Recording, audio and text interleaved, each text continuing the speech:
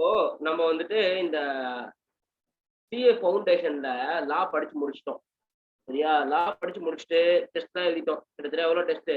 முதல்ல ஒரு 7 டெஸ்ட் எழுதிட்டோம். அதுக்கப்புறம் கிட்டத்தட்ட இன்னும் ஒரு 10, 15 டெஸ்ட்டு எழுத போறோம்.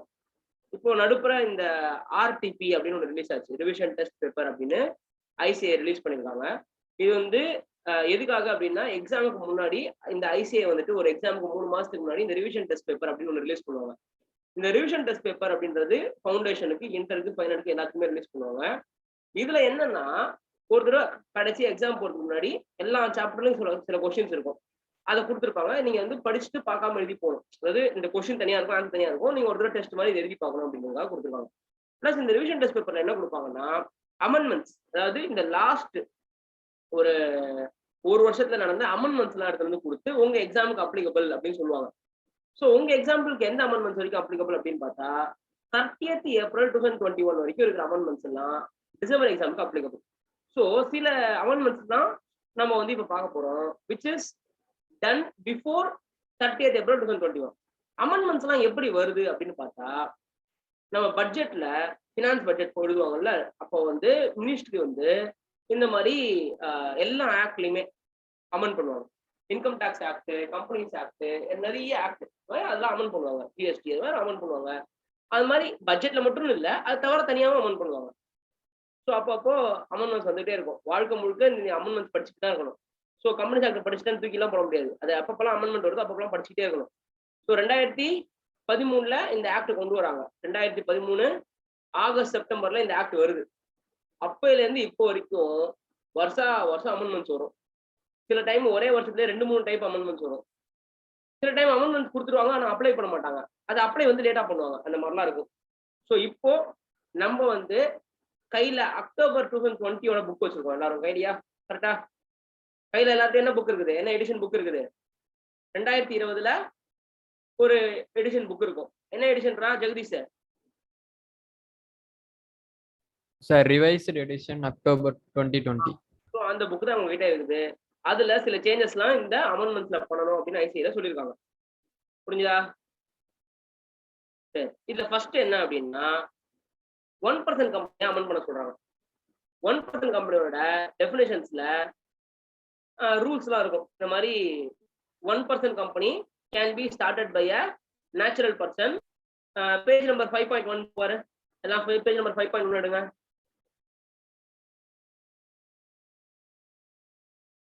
எடுத்துட்டீங்களா? ஸ்ருதி, அதுல 1% கம்பெனில who can start 1% company? Shruti Shruti கேக்குதா? Yes, sir.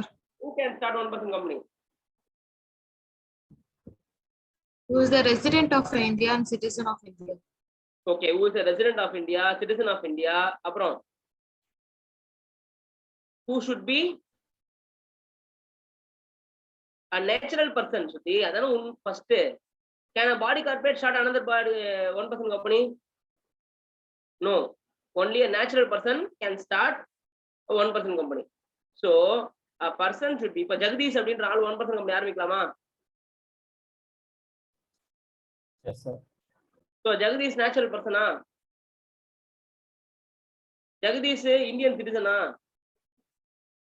So Jagadish 2 condition satisfy ஆயிட்டான். இப்ப 3வது கண்டிஷன் ரெசிடென்ட் ஒன்லி அப்படின்னு இருந்தது முன்னாடி. Only a person whose resident of India. ரெசிடென்ட்னா யாரு? போன வருஷத்துல, போன ஏப்ரல் டு மார்ச்ல, அதாவது பினான்சியல் இயர்ல 182 டேஸ் அவன் ஸ்டே பண்ணிருக்கணும். அப்படி இருந்தாதான் அவன் இந்த வருஷம் இஸ் எ ரெசிடென்ட். ஓகே அப்படின்னு இருந்துச்சு அந்த டெபினிஷன். இப்ப என்ன பண்ணிட்டாங்க? Whether resident in India or otherwise அப்படின்னு போட்டாங்க. அப்படின்னா அர்த்தம், நீ வந்து as per income tax act ஒரு ஆள் ரெசிடென்ட் அப்படின்னு சொல்றதுக்கு 152 நாள் ஸ்டே ஆயிருக்கணும். சரியா? ஆனா இங்க என்ன சொல்லிட்டாங்க? Whether you are resident of India or otherwise and has stayed a period not less than 120 days சொல்லிட்டாங்க. சோ நீ ரெசிடென்டா இல்லாம போ, ஆனா நீ 120 நாள் நீ ஸ்டே பண்ணியிருந்தாலே you are eligible to become to start a 1% company அப்படின்ட்டாங்க. ஸோ 182 நாள் தேவையில்லை, 120 நாள் போதும். இதுல 2 அமெண்ட்மெண்ட் இருக்குது. ஒன்னு resident in India or otherwise அப்படின்னு ஒரு வார்த்தை கொண்டு வந்திருக்காங்க. புரிஞ்சுக்கோ, முன்னாடி இந்த ஆர் அதர்வைஸ் கிடையாது. ஸோ நீ நினைக்கலாம் ரெசிடென்டோட டெஃபினேஷனை சேஞ்ச் பண்ணிட்டாங்கன்ட்டு. அப்படி சொல்ல வரல. Resident in India or otherwise. So or otherwise resident இல்லைனாலும் பட் நீ 120 நாள் ஸ்டே பண்ணியிருந்தாலே போதும். ஏன்னா முன்னாடி ரெசிடென்ட்னா என்ன அப்படின்றத சொல்லியிருந்தாங்க தனியா. ரெசிடென்ட் இன் இந்தியா அப்படின்னு போட்டுட்டு அதுக்கு ஒரு பிராக்கெட்ல கொடுத்துருப்பாங்க. Resident means a person who stayed in India for a period of not less than 120 days to 182 days கொடுத்துருப்பாங்க. இப்போ என்ன சொல்லியிருக்காங்க, resident in India or otherwise. அதுக்கப்புறம் இப்போ ஆர் அதர்வைஸ்னா யார் வேணா ஆரம்பிச்சிட முடியுமா? யார் வேணா ஜஸ்ட் இப்ப நேற்று தான் இந்தியாவுக்கு வரான் அவன், உடனே அவன் ஆரம்பிச்சிட முடியுமா? அதாவது சார் அவன் சிட்டிசன் ஆஃப் இந்தியா தான், நல்லா புரிஞ்சுக்கோ. ஃபாரின் நேஷனல் ஒருத்தன் வந்து இந்தியாவுக்கு வந்து 1% கம்பெனி ஆரம்பிக்க சொல்ல. ஜெகதீஷ்ன்றவன் இந்தியாவில பிறந்து வளர்ந்தவன். அவன் யூஎஸ்க்கு போயிட்டு சம்பாதிச்சுட்டு இருந்தான் ஒரு 5-6 வருஷமா. திருப்பி அவன் இந்தியாவுக்கு வரான். இந்தியாவுக்கு வந்த உடனே அவனால 1% கம்பெனி ஆரம்பிக்க முடியுமா? இல்ல. அவன் இந்தியாவுக்கு வந்து அட்லீஸ்ட் ஒரு வருஷத்தை 120 நாள் அவன் ஸ்டே ஆயிருக்கணும். அப்படின்னா என்ன அர்த்தம், இப்போ ஏப்ரல் 2001 அவன் ஒரு கம்பெனி ஆரம்பிக்கிறான்னு வச்சுக்கோ. அதுக்கு முன்னாடி வருஷம் அப்படின்னா ஏப்ரல் 2020 இருந்து மார்ச் 2021 ஃபினான்ஷியல் இயர்ல அவன் 120 நாள் தங்கியிருக்கணும். அப்படின்னா சம்பேர் அவன் வந்துட்டு ஒரு நவம்பர் எண்ட்ல வரான்னு வச்சுக்கோ. ஸோ நவம்பர் 20 அவன் இந்தியாவுக்கு வந்துடுறான். இமேஜின், அது கொரோனா டைம், அங்கெல்லாம் அலோவே பண்ணல, அதெல்லாம் வேற விஷயம். பட் வந்தே பாரத் அப்படின்ற மிஷன்ல அவன் இந்தியாவுக்கு வந்துட்டான். வந்தே பாரத்னு ஒரு மிஷன் இருந்து தெரியுமா, வெளிநாட்டுல இருந்து ஆளுங்கெல்லாம் கூப்பிட்டு வந்தாங்களே திருப்பி கொரோனா டைம்ல இந்தியாவுக்கு. ஸோ அந்த மிஷன்ல யூஎஸ்ல இருந்து ஜெகதீஷ் கிளம்பி வந்துட்டான். ஸோ நவம்பர் 2020 அவன் வந்துட்டான். ஸோ டிசம்பர், ஜனவரி, பிப்ரவரி, மார்ச் 4 மாசம் தங்கினதுல அவனுக்கு 120 நாள் வந்துருச்சுன்னு வச்சுக்கோ. இப்போ அவன் ஏப்ரல்ல இந்தியாவில் 1% கம்பெனி ஸ்டார்ட் பண்ண முடியுமா? ஸோ கண்டிஷன் 1, நேஷனல் பர்சன் டிக்கடி, இந்தியன் சிட்டிசன் டிக்கடி. ரெசிடென்ட் இன் இந்தியாவா அப்படின்னு கேட்டா ரெசிடென்ட் இந்தியா ஆகல. ஏன்னா 182 நாள் ஸ்டே பண்ணாதான் ரெசிடென்ட் இந்தியா ஆக முடியும் as per income tax act. ஆனா கம்பெனி ஆக்ட் பிரகாரம் 120 நாள் இருந்தாலே போதும். புரிஞ்சுதா? So whether he can start a 1% company? Yes, sir. அவ்வளவுதான்டா. இதான் ஃபர்ஸ்ட் அமெண்ட்மெண்ட். ஸோ அந்த இடத்த நீங்க எழுதிக்கணும் இந்த அமெண்ட்மெண்ட். அடுத்தது சார், ஒரு 1% கம்பெனி பிரைவேட் லிமிடெட் கம்பெனியா மாறணும்னா 2 ஆப்ஷன். ஒன்னு, அந்த 1% கம்பெனிக்கு 50 லட்சம் ரூபா பெய்ட் அப் கேபிட்டல், 2 கோடி ரூபா டேர்ன் ஓவர் அப்படின்னு சொல்லியிருப்பாங்க. ஞாபகம் இருக்கா? இவ்வளவுதான் நீ வச்சுக்க முடியும், இதுக்கு மேல வச்சிருந்தா நீ பிரைவேட் கம்பெனியா மாறணும் அப்படின்னு சொல்லியிருப்பாங்க. Can you able to understand? இப்போ அந்த ரூல் இருக்குல்ல, அந்த லாஸ்ட் பேராகிராஃப் இருக்கும் பாரு அந்த 1% கம்பெனில. So 1% company cannot voluntarily convert into a private company or a public company for a period of 2 years அப்படின்னு இருக்கா? Except their paid up capital has been increased, their turnover has been increased. So 2 விஷயம். நீ வந்து கம்பல்சரியா convert ஆகுறது, வாலண்டரியா convert ஆகுறது 2 இருக்குது. கம்பல்சரியா கன்வெர்ட் ஆகுறதுன்னா என்ன? அந்த 50 லட்சம் ரூபாயோ 2 கோடி ரூபாயோ தாண்டிட்டுனா நீ வந்து பிரைவேட் கம்பெனியாவோ பப்ளிக் கம்பெனியா கன்வெர்ட் பண்ணி தான் ஆகணும்ன்ற மாதிரி இருக்கு. இப்போ அந்த ரூலே தூக்கிட்டாங்க. அப்படின்னு அர்த்தம், நீ எப்ப வேணா 1% கம்பெனில இருந்து பிரைவேட் லிமிடெட் கம்பெனியா கன்வெர்ட் பண்ணிக்கலாம். அந்த 2 வருஷம் முடியணும்னு அவசியம் இல்ல.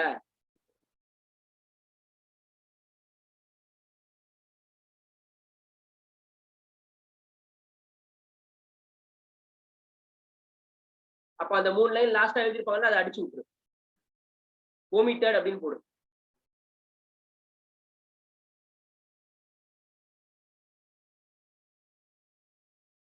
அண்டர்ஸ்டுடா? புரிஞ்சா? டவுட் இருக்கா? எக்ஸ்பிளைன் பண்றேன். ஓகே, அடுத்தது ஸ்மால் கம்பெனி டெஃபினேஷன் எடுத்துக்க. Page number 5.11 section 2 subsection 85 small company. அதுல எவ்வளவு ரூபா வரைக்கும் பெய்ட் அப் கேபிட்டல் இருந்தா அது ஸ்மால் கம்பெனி, எவ்வளவு ரூபா வரைக்கும் டர்ன் ஓவர் இருந்தா ஸ்மால் கம்பெனி?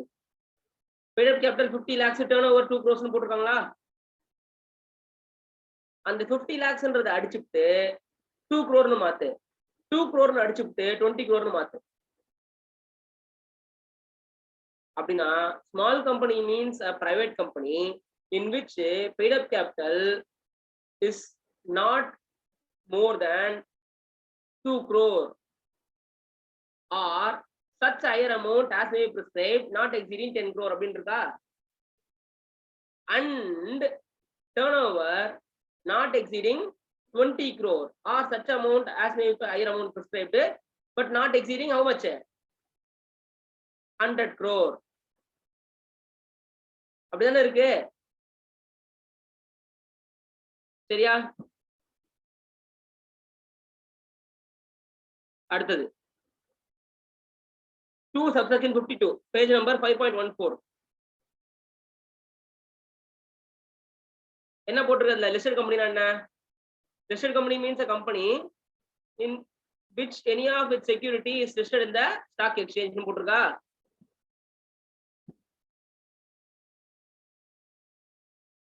என்ன போட்டிருக்கு கரெக்டா? எனி ஆஃப் த செக்யூரிட்டின்னு போட்டிருக்கு பாரு, அதான் ஹைலைட். இப்போ மாத்திட்டாங்க டெஃபினிஷனை. இதுக்கு முன்னாடி நீ என்ன புரிஞ்சுக்கணும்னா, நோட் எடுத்து லால நோட்ஸ் எழுது, இந்த பாயிண்ட் மட்டும் நோட்ஸ் எழுது. ஏன்னா இது பெருசு, இது நம்ம புக்ல சும்மா கிறுக்க முடியாது.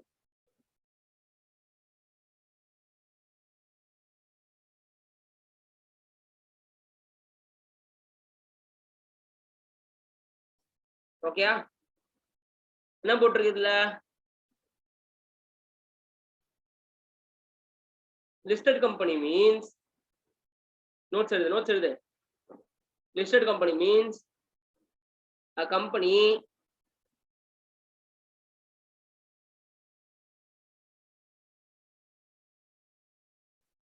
which has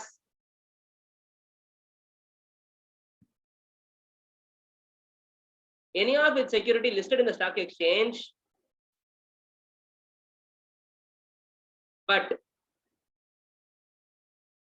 there are some exclusions.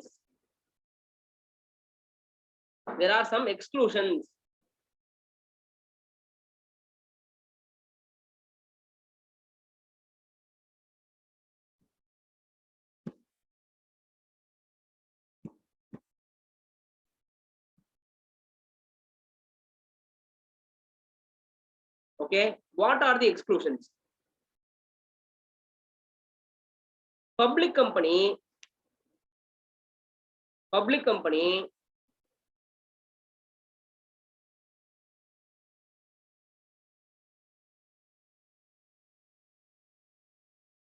which has not listed their equity shares, public company which has not listed its equity shares but listed only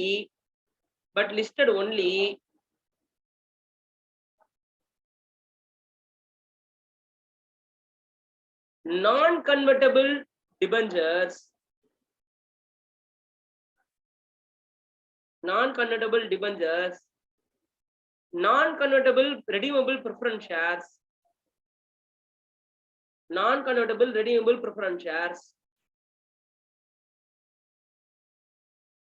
சரியா? அப்படின்னா அர்த்தம், just because any security is listed you cannot call all the company as listed company. அப்படின்னா public கம்பெனில எது list ஆயிருந்தாலும் listed company சொல்ல முடியும், equity shares list ஆயிருந்தாலும் லிஸ்டட் கம்பெனி சொல்ல முடியும். எனி செக்யூரிட்டினா என்ன இருக்கும்? நான் கன்வெர்ட்டபிள் டிபெஞ்சர்ஸும் இருக்கும்,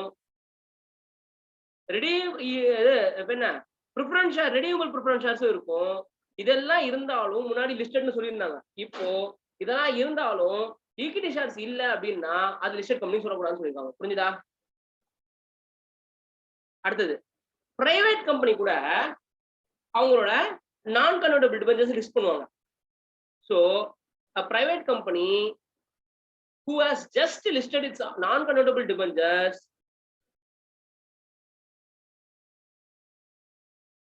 is also not to be considered as a listed company.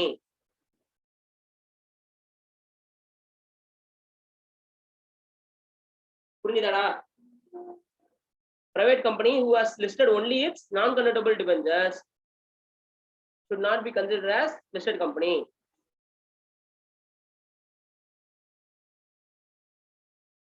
மூணாவது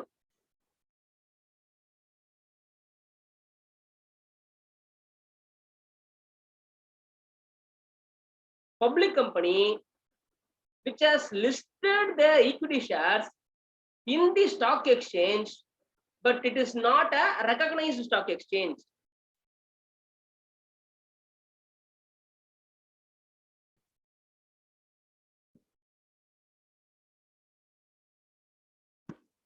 Public company which has listed its equity shares in a stock exchange, but not a recognized stock exchange.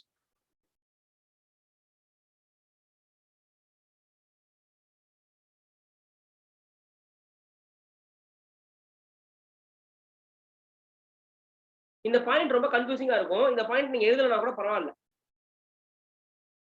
சரியா? ஏன்னா இந்த பாயிண்ட் வந்து உங்களுக்கு இன்டர்ல உங்களுக்கு புரியும். இந்த பாயிண்ட்னா என்னன்றது செக்ஷன் 23 அப்படின்னு ஒரு செக்ஷன் இருக்கு. அந்த செக்ஷன் படிச்சா உங்களுக்கு புரியும். அதனால நீங்க அதுக்குள்ளலாம் போக தேவையில்லை. ஸோ முதல் 2 பாயிண்ட் எழுதினாலே போதும். So what is listed company? Listed company means a company which listed its securities in the stock exchange.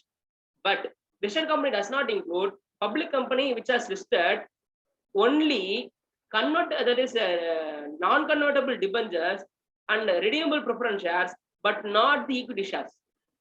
Private company which has listed only non-convertible debentures and not equity shares. So இதெல்லாம் வந்து நீ listed company சொல்ல முடியாது. புரிஞ்சுதா? Understood? Yes, sir. Okay. அடுத்தது section 8 இருக்குல்ல, page number 5.15 page நம்பர்ல section 8 company இருக்கா? அதுல செக்ஷன் 8 கம்பெனில அவங்க ஏதாவது ஃப்ராடு பித்தலாட்டம் பண்ணிட்டாங்கன்னா ஃபைன் ஒன்று வருதா, பெனால்டி பனிஷ்மெண்ட் இருக்கா பாரு.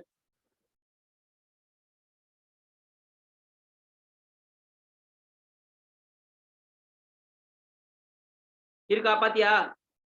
If any company maths any default இருக்கா? கீழ இருக்கு சார்.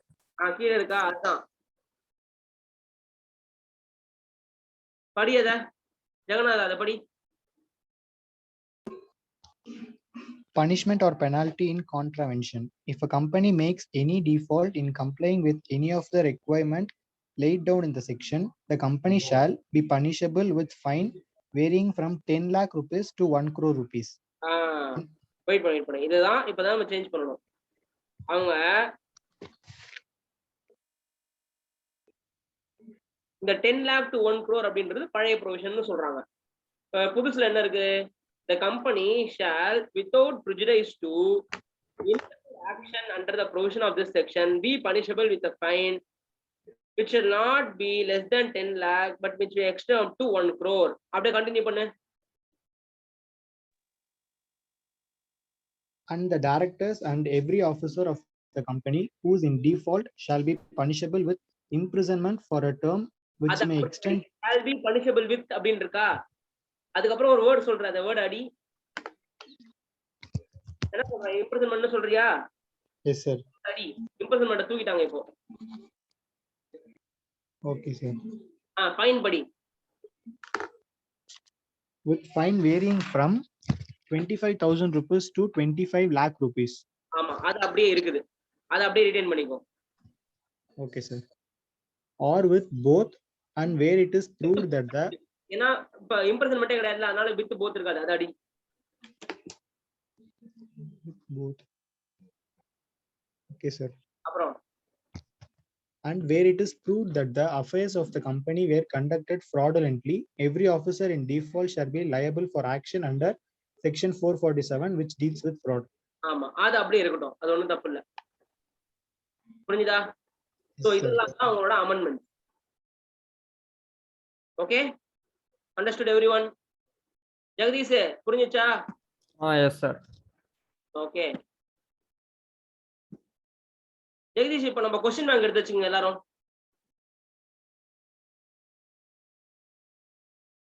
எல்லாரும் கையில நம்ம கொஸ்டின் பேங்க் எடுத்து வச்சுக்கோங்க. சோ இதோட ஆர்டிபி முடிஞ்சு போச்சு.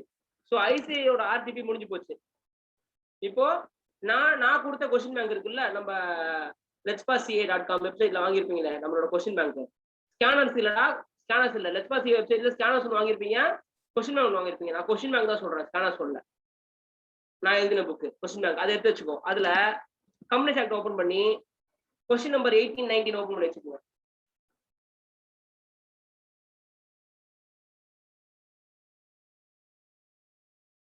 ஜெகதீஷ் என்ன page number? Sir 151 sir. Open பண்ணு. 18th question என்ன? PQR Private Limited. ஒரு நிமிஷம். எல்லாரும் ஓபன் பண்ணிட்டீங்களா? ஸ்கிரீன்ல தெரியுதா பாரு. PQR Private Limited question. தெரியுதாடா? Yes sir. PQR Private Limited registered under Companies Act with a paid up capital and the question மாத்திக்கோங்க நான் சொல்றபடி of rupees 1 crore and turnover of 20.5 crore.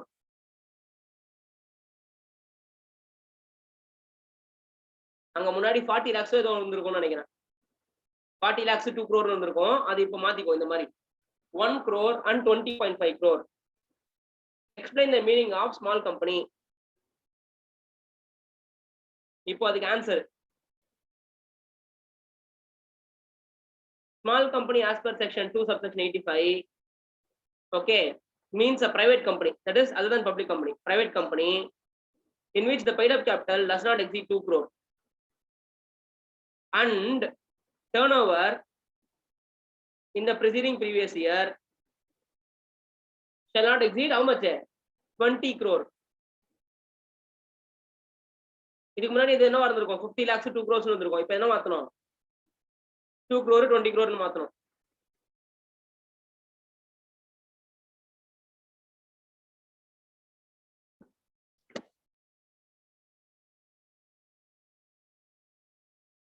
புரிஞ்சுதா?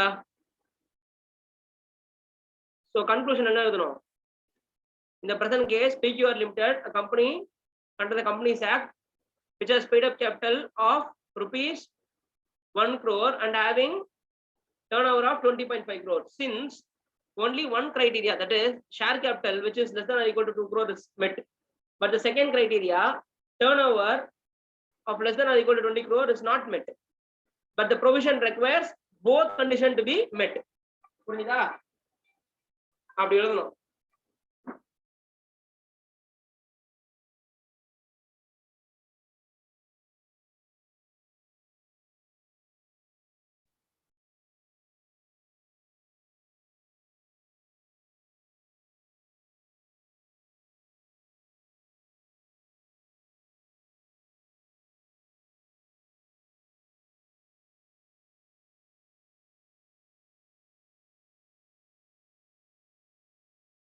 Understood? At the 19th question என்ன இருக்கு? Define one-person company and state the rules regarding its membership. So 1% கம்பெனில இப்ப என்ன படிக்கணும்? அவன் வந்து நேச்சுரல் பர்சனா இருக்கணும். அந்த 5th பாயிண்ட் வந்துக்கோ நம்மளோட புக்ல. Only a natural person who is a citizen and whether resident in India or otherwise.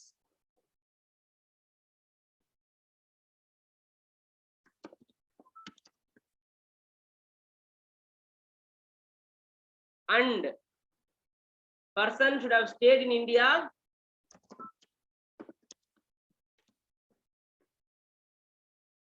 for a period of not less than 120 days in preceding financial year.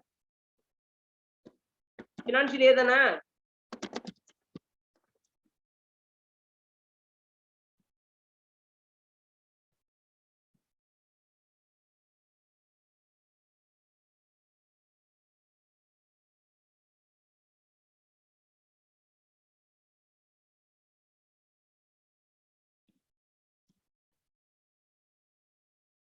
Understood?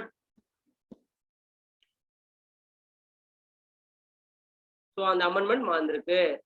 அதுக்கப்புறம் கீழே அந்த last 3 lines இருக்குல்ல, OPC cannot convert voluntarily into any of company unless 2 years have expired from the date of incorporation இருக்குல்ல, அதெல்லாம் அப்படியே அடி.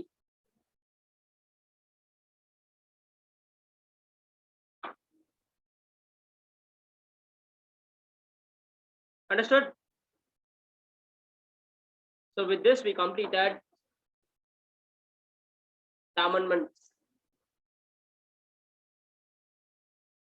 Simple ரா, இது ஒண்ணும் பெரிய தலைவலியா ஒண்ணும் இல்ல. நம்மளதே. Understood everyone? ஜெகதீஷ் ஹாப்பியா? yes sir. அந்த இது இப்ப क्वेश्चन நாங்க படிச்சு டெஸ்ட் எழுத ஆரம்பிங்கடா. சரியா? அந்த செகண்ட் ரவுண்ட் ஆஃப் டெஸ்ட் நீங்க நாளைல இருந்து எழுத ஆரம்பிங்க. See you டா. Bye bye. Thank you sir. Thank you, sir. Sir. Thank you, sir.